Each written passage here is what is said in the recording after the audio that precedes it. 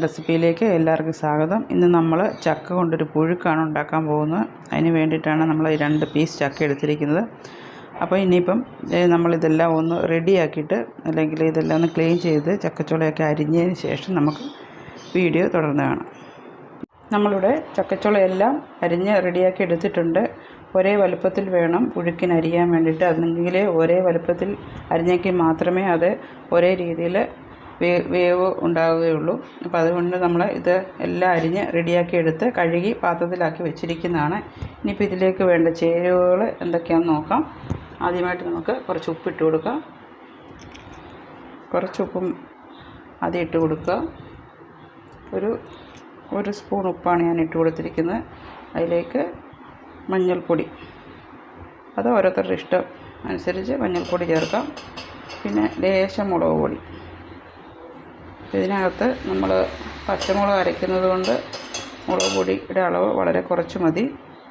അപ്പോൾ ഇനിയും വേണ്ടത് കുറച്ച് വെള്ളം, ചക്ക വേകാൻ ആവശ്യമായ വെള്ളം, അതും കൂടെ നമുക്കിതിലേക്ക് ഒഴിച്ചു കൊടുക്കാം.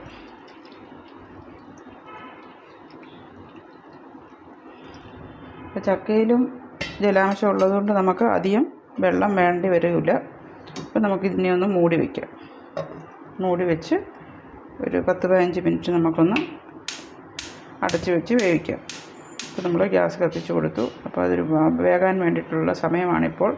അപ്പോൾ ഇനി നമുക്ക് അരപ്പ് എങ്ങനെ റെഡിയാക്കാൻ നോക്കാം. നമുക്ക് ചക്കപ്പുഴുക്കിനുള്ള അരപ്പ് തയ്യാറാക്കുന്നത് എങ്ങനെയാണെന്ന് നോക്കാം.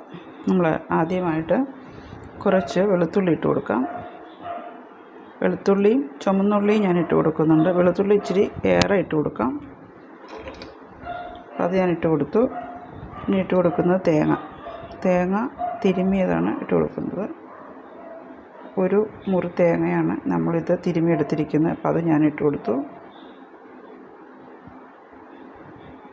ഇനി ഇട്ട് കൊടുക്കുന്നത് ലേശം ഉപ്പ് നമ്മൾ അരപ്പിന് ആവശ്യമായ ഉപ്പ് മാത്രം ഇട്ട് കൊടുത്താൽ മതി.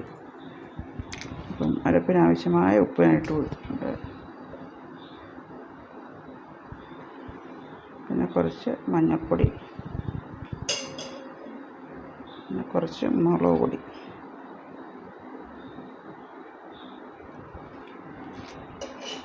പിന്നെ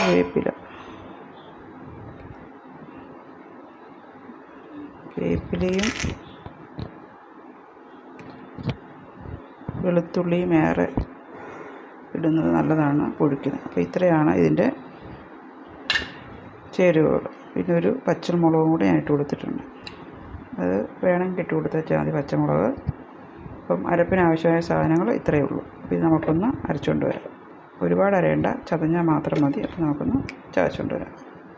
നമ്മൾ അരപ്പ് അരച്ചുകൊണ്ട് വന്നിട്ടുണ്ട്. അതെങ്ങനെയെന്ന് നോക്കാം. അപ്പോൾ ഇതാണ് അരപ്പിൻ്റെ പരുവം. അപ്പോൾ ഇത്രേ ആകാവുള്ളൂ. ഇതേപോലെ ചതഞ്ഞ് വരണം, ഒരുപാട് അരയരുത്. ഒരു അവിയലിന് അരയ്ക്കുന്നതിലും കുറച്ചുകൂടെ ഒന്ന് അരയണം, അത്രയും മാത്രം മതി. ചക്ക കുറേ സമയമായി നമ്മൾ മൂടി വെച്ചിട്ട്. മൂടിയൊക്കെ ഒന്ന് എടുത്ത് നോക്കാം. നല്ലൊരു സ്മെല്ല് വരുന്നുണ്ട്. ചെറുതായിട്ടൊന്ന് വെന്തതിൻ്റെ. അപ്പോൾ നമുക്കൊന്ന് ഇളക്കിയിട്ട് കൊടുക്കാം. എല്ലാ ഭാഗവും ഒരേപോലെ വേകാൻ വേണ്ടിയിട്ട് നമുക്കൊന്ന് ഇളക്കിയിട്ട് കൊടുക്കാം.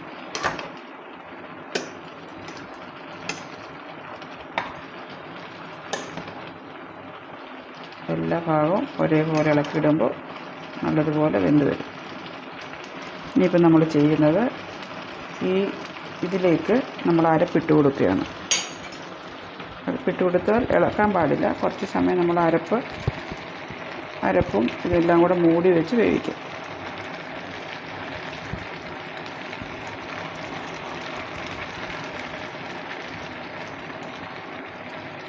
അപ്പം അരപ്പ് നമ്മൾ ഇട്ട് കൊടുത്തിട്ടുണ്ട്.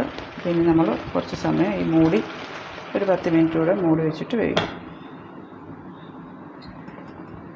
നമ്മുടെ ചക്കപ്പുഴുക്ക് ഇവിടെ റെഡി ആയിട്ടുണ്ട്. നമുക്കൊന്ന് തീ ഓഫ് ചെയ്ത് കൊടുക്കാം.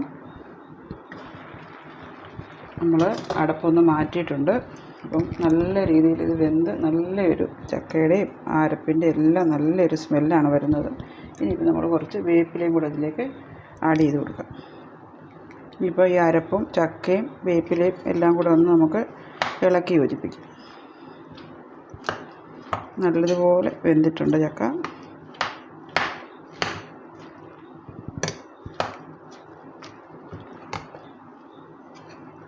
എല്ലാം കൂടെ നല്ലതുപോലെ നമുക്കൊന്ന് ഇളക്കി ഈ അരപ്പ് ഈ ചക്കയെ പിടിപ്പിക്കണം ഇളക്കി.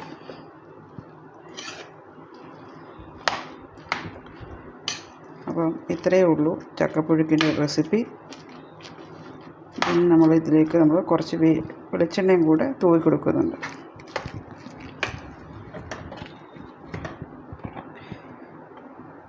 കുറച്ച് വെളിച്ചെണ്ണയും കൂടെ നമ്മൾ ഇതിലേക്ക് തൂവി കൊടുത്തു. 1 സ്പൂൺ വെളിച്ചെണ്ണ മതി. ഈ ചക്ക നമുക്ക് കടിക്കാൻ കിട്ടണം, അതേപോലെ വേണം വേകാൻ. അല്ല ഒരുപാട് വെന്ത് കുഴഞ്ഞാൽ അത്ര ടേസ്റ്റ് ഉണ്ടാവില്ല. നമുക്ക് ചക്കയുടെ ആ കഷ്ണങ്ങൾ കടിക്കാനും കിട്ടണം, അതേപോലെ വേണം വേവിച്ചെടുക്കാൻ. അപ്പം ഇവിടെ നമ്മുടെ ചക്കപ്പുഴുക്ക് റെഡി ആയിട്ടുണ്ട്. അപ്പോൾ എല്ലാവരും നമ്മുടെ റെസിപ്പി കാണുകയും സപ്പോർട്ട് ചെയ്യുകയും സബ്സ്ക്രൈബ് ചെയ്യുകയും ലൈക്ക് ചെയ്യുകയും ഫ്രണ്ട്സിനൊക്കെ അയച്ചു കൊടുക്കണം. നല്ലൊരു റെസിപ്പിയാണ്. ഇനിയിപ്പോൾ നമുക്കിതിൻ്റെ ഉപ്പ് നോക്കാം.